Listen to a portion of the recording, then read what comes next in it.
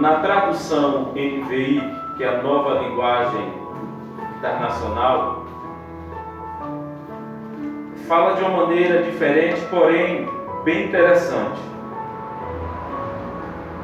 Não se amoldem ao padrão deste mundo. Transformem-se pela renovação de sua mente, para que sejam capazes de experimentar e comprovar a boa, agradável e perfeita vontade de Deus. Toda vez que eu vou olhar para um texto bíblico, eu aprendi com um pastor bem conhecido, ele já é bem de idade, mas é um homem muito sábio. Ele diz que toda palavra tem dois tipos de mensagem. Dois tipos, presbítero Lucas. A mensagem, uma delas é a mensagem explícita. É aquela que a gente olha para o texto e nós conseguimos, não precisa nem ser muito sábio, entendido, para perceber a mensagem que está ali. É a mensagem explícita. Você consegue olhar para o texto e saber quem é que disse. Para quem é esta mensagem? Você olha e tem alguns textos que conseguem falar qual o local que está, qual o ambiente, o que estava acontecendo. Então esse tipo de mensagem que nós olhamos para o texto, nós de cara já descobrimos, é a mensagem explícita. É aquilo que já está à vista. Esse tipo de mensagem qualquer um pode extrair do texto, porque já está ali. É a mensagem explícita. Agora, há outro tipo de mensagem divina dentro de um texto, qualquer texto, que se chama mensagem implícita. Esse tipo de mensagem chamada implícita é aquela que só refletindo, meditando, examinando ela, é que nós conseguimos extrair esse tipo de mensagem. E há três formas de extrair essa mensagem explícita. A primeira é nós examinando, estudando, pensando, pesquisando. Nós vamos conseguir extrair uma mensagem que está implícita, que nós não conseguimos de cara olhar. Muitas vezes, para que eu possa entender esse texto, eu leio uma vez, leio de novo, leio os versículos acima, leio os versículos abaixo, e aí vai se criando na minha mente uma conexão para que eu possa entender o texto que eu estou lendo. Tem muitas pessoas que têm dificuldade de estudar a Bíblia porque não conseguem entender e nem compreender, e muito menos interpretá-la ela. Mas se nós com dedicação buscarmos afinco, nós vamos conseguir extrair da Bíblia as mensagens que o Senhor tanto deixou explícita quanto implícita. Aleluia. A segunda forma é através de um ambiente como esse, de um culto como esse, através de alguém que tem uma experiência maior, que tem já uma habilidade maior de interpretar o texto, de explicar aquilo que, quando nós olhamos e lemos, não conseguimos entender. Pode ser num culto como esse, pode ser através de um vídeo na internet, de alguém ministrando. Essa segunda forma, a Bíblia diz que Deus deixou os mestres, os ensinadores, para que nos auxiliem. Se os irmãos lembrarem de quando houve uma confusão na igreja primitiva acerca de servir as mesas, o que é que Pedro disse? Não é viável que nós deixamos a palavra. Por quê?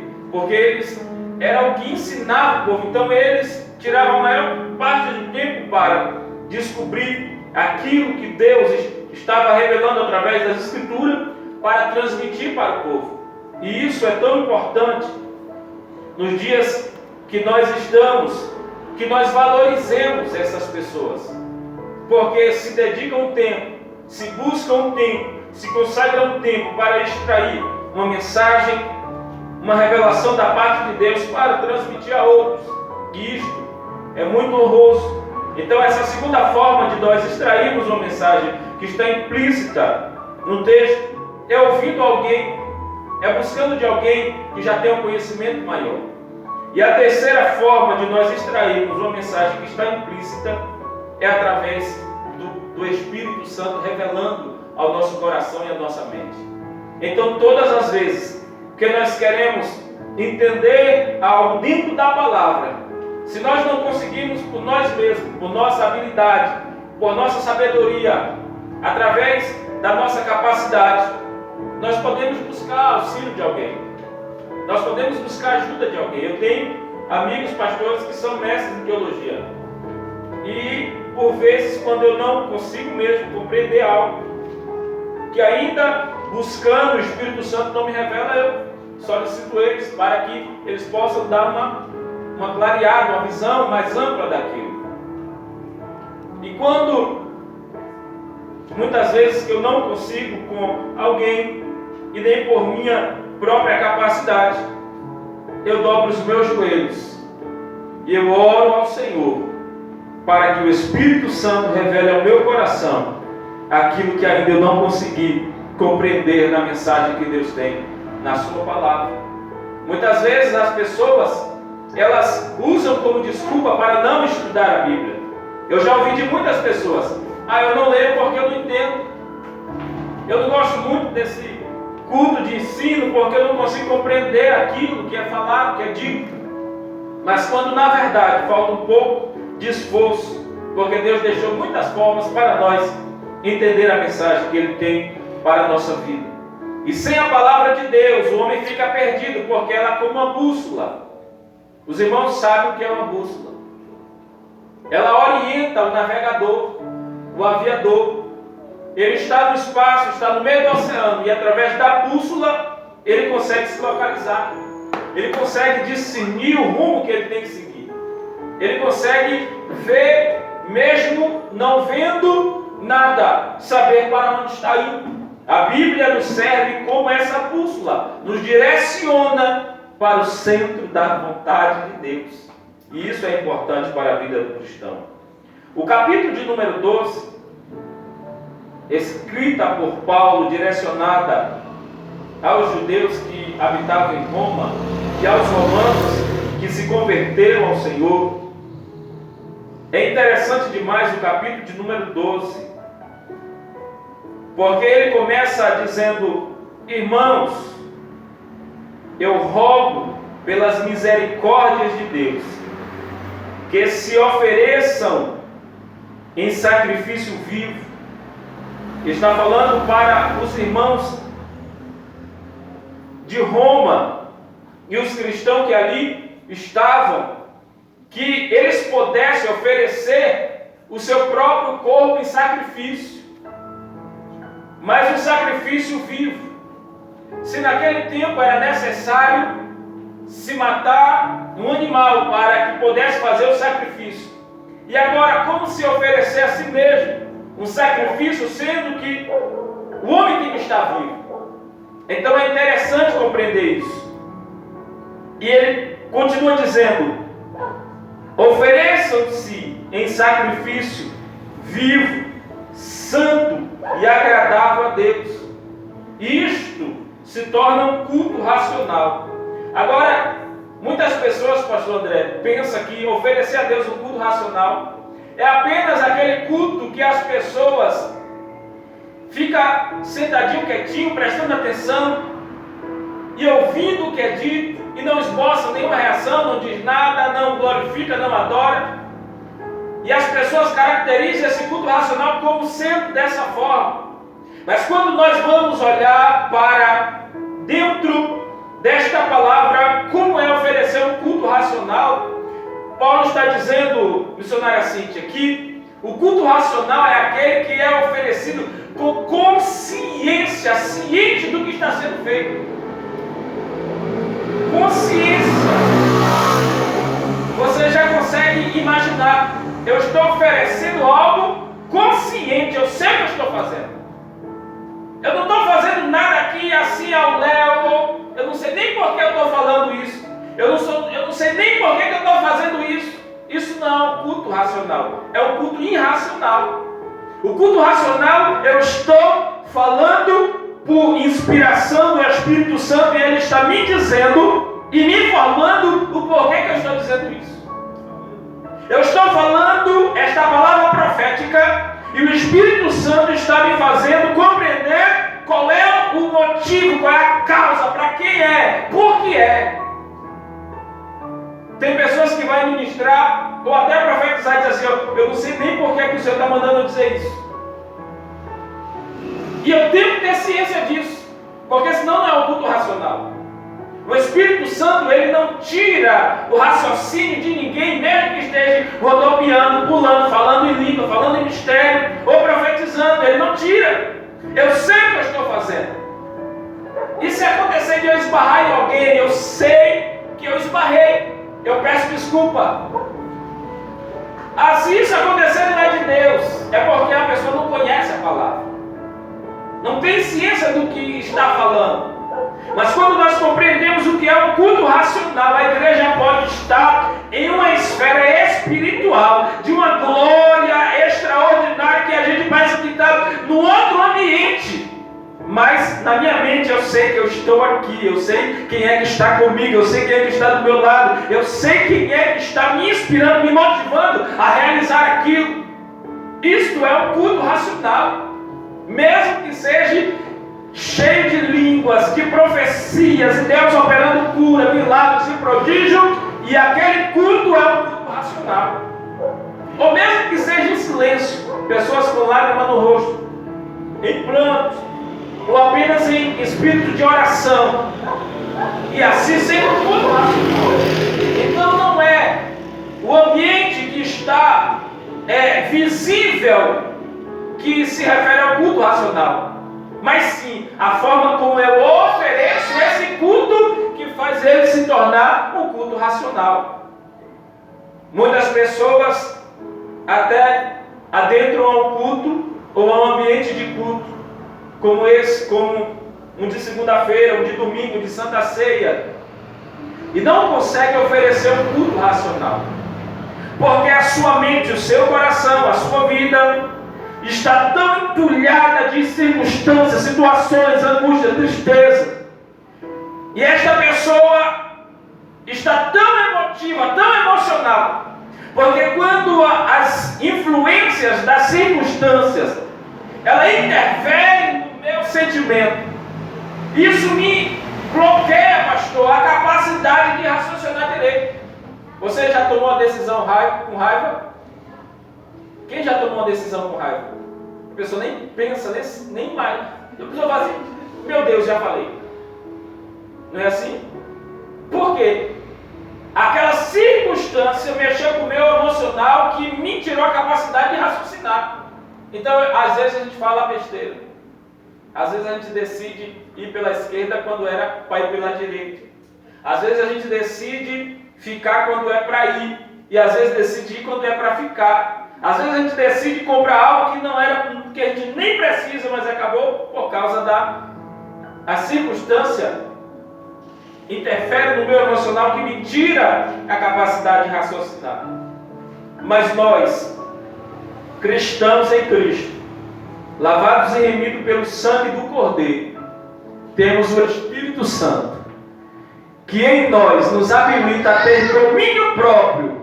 E o homem, pelo poder do Espírito, é capaz de dominar seus impulsos, suas emoções, e aquilo faz com que a pessoa se torne racional, mesmo com impulso interno ou opressão interna e externa, para nos causar a falta desse raciocínio.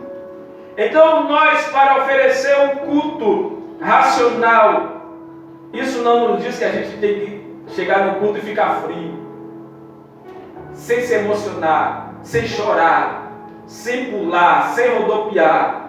As pessoas dizem assim, o culto racional é aquele que as pessoas nem glorificam, que quando é ao contrário, o culto racional se torna quando eu glorifico, eu adoro, eu pulo, eu falo mistério, eu profetizo, mas na minha mente, na minha consciência, eu tenho certeza, é o Espírito Santo agindo dentro de mim, é o Espírito Santo me motivando, me inspirando, eu estou profetizando pela autoridade do Espírito. Alguém diz, está na cara, eu digo, não estou, eu tenho o Espírito, porque eu tenho certeza daquilo que o Espírito Santo está fazendo através de mim. É o culto racional. É isso que Paulo está dizendo para os irmãos. Ofereça o seu corpo como sacrifício vivo. Eu tenho ciência do que eu estou fazendo através do meu corpo, dos meus lábios, dos meus olhos, dos meus ouvidos, das minhas mãos, dos meus pés. E tem que ser santo e agradável a Deus. Santo porque uma vida cristã sem a santificação, ela é uma vida sem propósito. Porque a santificação é a via pela qual o homem vai ver a Deus. Seria a paz com todos e a santificação sem a qual ninguém verá a Deus. Então é necessário uma vida de santificação. E este processo de santificação, envolvendo com aquilo que é agradável a Deus, certa vez, para entender isso, o que é agradar a Deus, o pastor disse assim: José, se você me levar para almoçar na sua casa, o que é que você vai fazer de almoço ou de cardápio para me agradar? E eu pensei, e eu disse assim: o que eu vou fazer é aquilo que eu mais gosto de comer. O que é que eu mais gosto de comer? É lasanha. E eu pensei, eu vou fazer aquilo que eu mais gosto, porque se eu gosto, ele vai gostar. E eu disse para ele, eu vou fazer aquilo que eu mais amo comer. Eu tenho certeza que você vai gostar. Aí ele disse para mim assim: você não vai me agradar, porque aquilo que te agrada não é aquilo que me agrada. Se você quiser me agradar, você vai ligar para mim e dizer assim: o que é que você quer comer? O que é que você quer que eu faça? Porque quando você chegar aqui, eu vou fazer tudo aquilo que você disse que se agrada. Então, muitas das vezes, aquilo que a gente vai fazer para Deus, a gente diz assim: eu acho que Deus vai gostar disso. Eu acho que Deus vai se agradar disso. Eu acho que Deus vai se encantar com isso. E Deus lá do céu está olhando e dizendo: não é isso que eu gosto. Não é isso que eu quero. Quer entender isso? Marta e Maria. Jesus chega na casa de Marta e Maria. Maria aos pés de Jesus e Marta querendo agradar Jesus. E ela preocupada faz isso, faz aquilo. Quem sabe ela, meu Deus, eu tenho que fazer o almoço no horário para poder oferecer para ele, e isso e aquilo, e corre atrás disso, corre atrás daquilo. Ela está faltando gente para ajudar, e quando ela olha, Maria aos pés de Jesus, com os braços cruzados. Aí ela vai até Jesus, para que Jesus pudesse entender que Maria estava errada ao deixar de ajudar ela. Aí Jesus olha para Marta e diz: por que tu estás preocupada com os teus afazeres? Se Marta tivesse participado do culto de ensino que Jesus disse que a fome e a sede dele era fazer a vontade do Pai, ela ia deixar o arroz, o feijão, aquilo que o judeu servia, para segundo plano. Aí Jesus disse assim: olha, para o que tu quer fazer para me agradar, só você basta. Só você. Porque Maria escolheu a melhor parte e não lhe será tirada. Jesus está dizendo: é isso que eu queria, Marta, de você. Era você deixar tudo, esquecer de tudo. A gente almoça até lá para 3, 4 horas da tarde. Mas se você estivesse aqui sentada me ouvindo, você estaria me agradando. Então, muitas vezes, aquilo que a gente quer fazer para agradar o Senhor, a forma como queremos fazer para agradar o Senhor, não é aquilo que agrada a Ele. Paulo está dizendo: ofereça um culto racional, Só que esse culto racional você precisa sacrificar o seu corpo e precisa estar santo. Não adianta sacrificar o corpo sendo que está impuro. É o tipo de pessoa assim: eu vou jejuar hoje, mas eu vou jejuar e fico a maior parte do tempo na frente da TV. Eu vou jejuar hoje, vou consagrar hoje, mas fica a maior parte do tempo com outras coisas, com o celular, ou vai visitar alguém, assim, vai jogar a conversa fora. Não funciona assim. Tem que ser santo, puro. É isso que Paulo está dizendo. Mas para entrarmos no versículo chave, Paulo, ele vai tentar fazer os irmãos de Roma entender como é que eles conseguiriam oferecer esse culto santo, vivo e agradável. Há uma maneira, há uma forma de se fazer isso, e é isso que Paulo vai ensinar. Não se amoldem ao padrão deste mundo.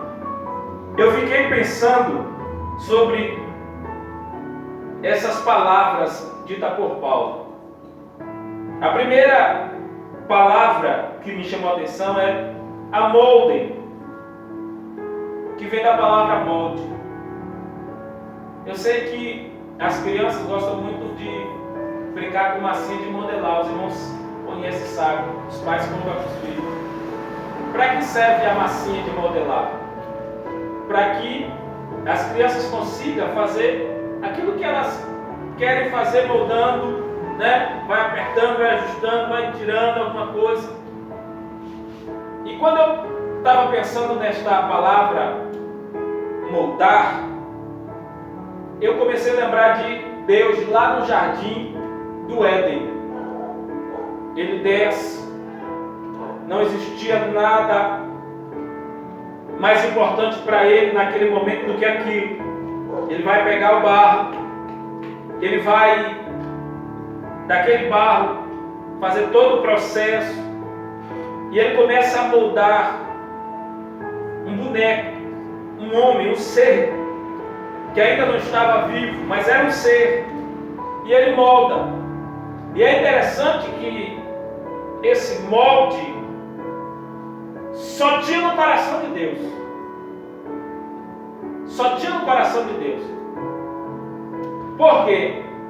Ele vai extrair a moldura do Pai, do Filho e do Espírito Santo para criar aquele boneco, a sua imagem e a sua semelhança. Então o molde criado para o homem é a Trindade.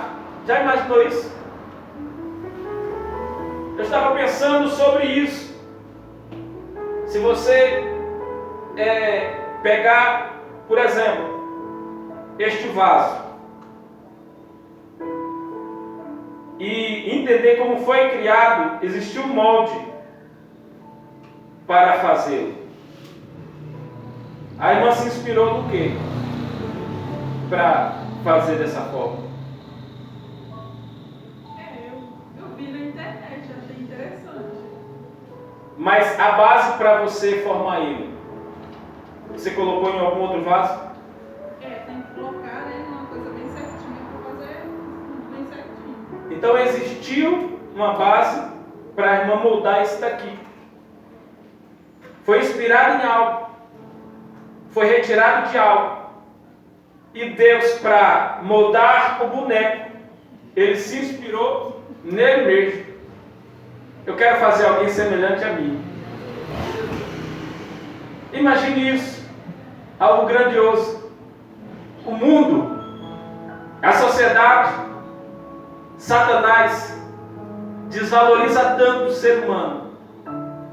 Coloca o ser humano numa posição de um nada. Você já viu como você passa no centro de Campinas e você olha para um daqueles homens que está morando na rua?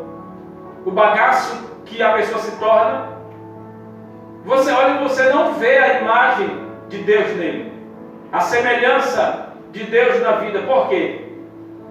Porque o pecado e Satanás, e também uma parcela da sociedade, desfigura tudo isso. Coloca essa imagem, essa semelhança bem desfigurada. Mas no princípio não foi assim. Imagine, eu ouvi o pastor dizendo assim, conjecturando.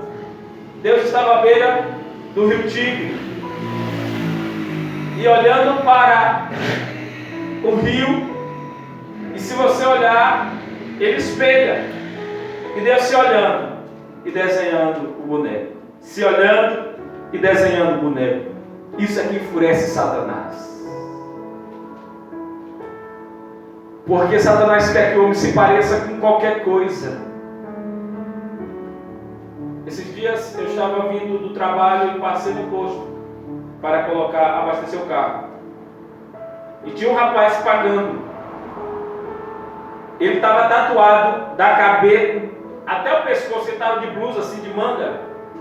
Do pescoço onde a gente conseguia ver, até a cabeça todo tatuado. Os nariz cheios de pins. Os olhos dentro dessa bola branca que nós temos, vermelho. E eu olhei assim e falei, meu Deus, não parece nem um ser humano. Satanás faz isso com as pessoas. Isso é o que o mundo faz com as pessoas. O pecado, Satanás faz com as pessoas.